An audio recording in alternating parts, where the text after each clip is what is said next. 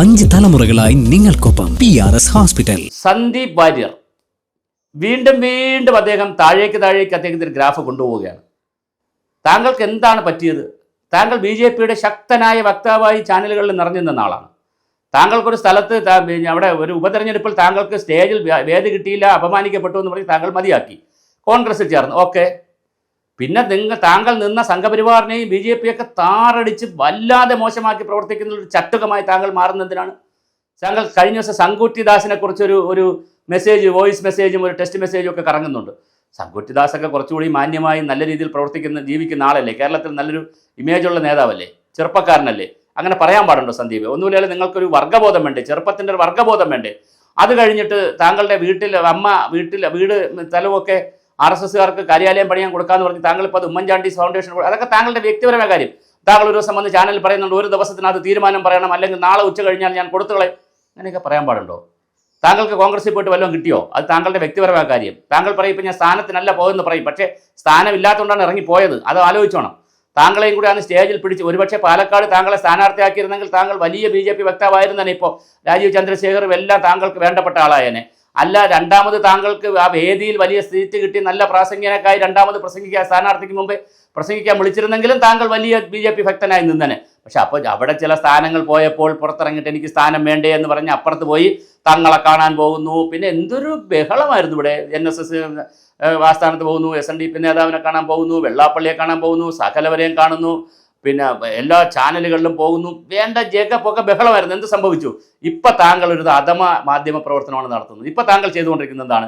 മറ്റൊരാളിനെ body shame ചെയ്യുക, വ്യക്തിപരമായി അധിക്ഷേപിക്കുക, മോശപ്പെടുത്തുക എന്നുള്ള ഒരു പ്രവണതയിലേക്ക് താങ്കൾ പൊയ്ക്കൊണ്ടിരിക്കുകയാണ്. ഇതാണോ രാഷ്ട്രീയ പ്രവർത്തനം?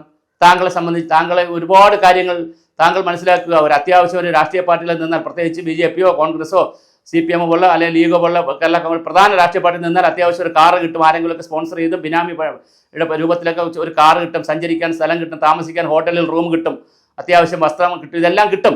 എല്ലാം പൊതുജനങ്ങളുടെ ചെലവിൽ തന്നെ ജീവിക്കാം. പക്ഷെ അങ്ങനെ ജീവിക്കുമ്പോഴും സ്വകാര്യമായി അധ്വാനിച്ച് ജീവിക്കുന്നതിൻ്റെ സുഖം വരില്ല.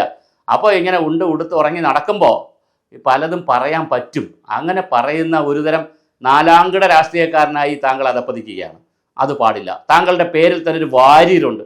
ഞാൻ മനസ്സിലാക്കുന്ന മറ്റുള്ള, ഞാൻ ജാതിയും മതമൊന്നും പറയുന്നതല്ല, പക്ഷേ വാര്യന്മാരാരും ഇങ്ങനെയൊന്നും വന്ന് പൊതുസമൂഹത്തിലൊന്നും വന്ന് ഒരു ബഹളം ഉണ്ടാക്കുന്ന നമ്മൾ കേട്ടിട്ടേ ഇല്ല. അപ്പോൾ അതുകൊണ്ട് സമുദായത്തിൽ ജനിച്ച സമുദായം കൊണ്ടായാലും, ഞാൻ സമുദായം പറഞ്ഞതല്ലേ, ജാതിയൊന്നും പറഞ്ഞതല്ല. പക്ഷേ അങ്ങനെ അവരൊന്നും അങ്ങനെ വന്ന് പബ്ലിക്കിലൊന്നും വന്ന് ഇപ്പോൾ സിനിമാ ലോകം എടുത്താലോ നാടക ലോകം എടുത്താലോ ഒക്കെ വളരെ കുറച്ച് ബ്രാഹ്മിൺസും നമ്പൂരിമാരും വാര്യർമാരൊക്കെ അഭിനയിച്ചിട്ടുള്ളൂ. ഇപ്പോൾ ജയരാജ് വാര്യരുണ്ട്, അങ്ങനെ അപൂർവം ചില ആളുകളേ ഉള്ളൂ. അങ്ങനെ കൂടുതൽ പോകുന്നൊരു സമൂഹമല്ല, സമുദായമൊന്നുമല്ല. അവിടെ ജനിച്ചു. താങ്കൾ BJP പോലുള്ള RSS പോലുള്ള വലിയൊരു സംഘടനയെ പ്രവർത്തിച്ചു. എന്നിട്ട് എല്ലാത്തിനെയും തള്ളി പറഞ്ഞോളൂ. ഒരു ഘട്ടത്തിൽ പറഞ്ഞു, 10 വട്ടം പറഞ്ഞു, 100 വട്ടം. പക്ഷേ ഇത് തന്നെ താങ്കൾ ഒരു വ്രതമായി എടുത്തിരിക്കുകയാണ്. താങ്കൾ BJPയെ തള്ളിപ്പറയുന്നതിനോ RSSനെ തള്ളിപ്പറയുന്നതിനോ ഒന്നും എനിക്കൊരു കുഴപ്പമില്ല. ഞാൻ അവരുടെ അനുഭാവിയൊന്നും അല്ലല്ലോ. പക്ഷെ പ്രശ്നം അതല്ല. താങ്കൾ സ്വയം അധപ്പതിക്കുകയാണ്. നാവ് കൊണ്ട് പറഞ്ഞ് സ്വയം അധപ്പതിക്കുകയാണ്. ഇങ്ങനെ സംഭവിക്കുമ്പോൾ സമൂഹം കുറച്ച് ദിവസമൊക്കെ ഇത് കേൾക്കും. മറ്റൊരാളിനെ തെറി പറയുന്നതും അടി കൊടുക്കുന്നതും തല്ലു കൊടുക്കുന്നതൊക്കെ 1 പ്രാവശ്യം 2 പ്രാവശ്യം 10 പ്രാവശ്യം ചെയ്താൽ കാണാൻ കൊള്ളാം. അവൻ എല്ലാം ചെയ്യുന്നുണ്ട്, തൻ്റെടിയാണെന്നൊക്കെ പറയും. പക്ഷെ പിന്നെ എന്നും ആയാൽ ഒന്നിനും കൊള്ളത്തില്ല. നിത്യം ചെയ്തു കഴിഞ്ഞാൽ ഒന്നിനും കൊള്ളത്തില്ല. ഒരു മനുഷ്യനും അംഗീകരിക്കത്തില്ല, ഒരു സമൂഹം ഇതെടുക്കത്തില്ല. അപ്പോൾ പ്രിയപ്പെട്ട സന്ദീപ് വാര്യരെ, താങ്കളൊരു ചെറുപ്പക്കാരനാണ്, താങ്കൾക്ക് നല്ല രാഷ്ട്രീയ ഭാവിയുണ്ട്, താങ്കൾ കോൺഗ്രസിൻ്റെ വക്താവ് എന്നൊക്കെയാണ് പറയുന്നത്. വക്താവ് എന്നൊക്കെ പറഞ്ഞിട്ട് വല്ല കാര്യമുണ്ടോ? താങ്കൾ കുറച്ചുകൂടി ഉത്തരവാദിത്തപ്പെട്ട ഏതെങ്കിലും സ്ഥാനം നേടിയെടുത്ത് നന്നായി പ്രവർത്തിച്ച് വലിയ നേതാവാകാൻ നോക്കുക. നാളെ MLAയോ MPയോ മന്ത്രിയോ വലിയ കോർപ്പറേഷനുകളുടെ MDയോ അല്ലെങ്കിൽ വളരെ ഉത്തരവാദിത്തപ്പെട്ട ഏതെങ്കിലുമൊക്കെ സ്ഥാനങ്ങൾ താങ്കൾക്ക് കിട്ടട്ടെ.